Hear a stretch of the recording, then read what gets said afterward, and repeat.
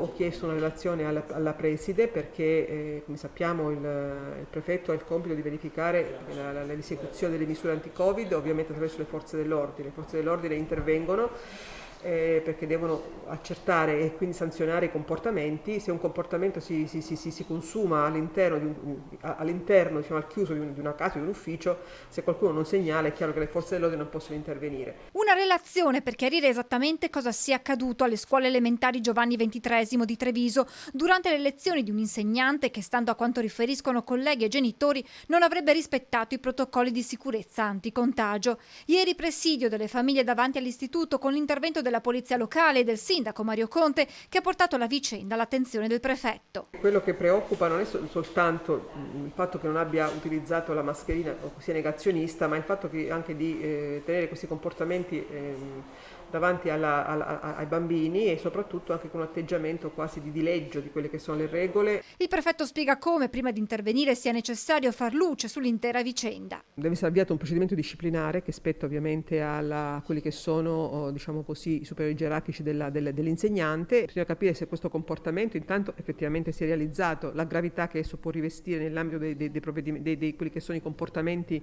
previsti, sanzionabili, e che tipo di sanzione può essere applicata. Ma c'è un altro aspetto che il prefetto intende ora chiarire. Voglio capire come mai si è dovuto aspettare la segnalazione delle mamme anche arrabbiate e preoccupate e non si sia magari intervenuti prima da parte di chi doveva vigilare. Se fosse tutto provato quello che si è detto, è un po' grave, è un po' spiacevole che non sia riuscita la scuola ad intercettare prima e a bloccare un comportamento che è assolutamente pericoloso. Anche per il presidente Zaia è importante andare fino in fondo. Se è vero che è così, sottolineo se è vero che è così, sono fatti da condannare e da perseguire.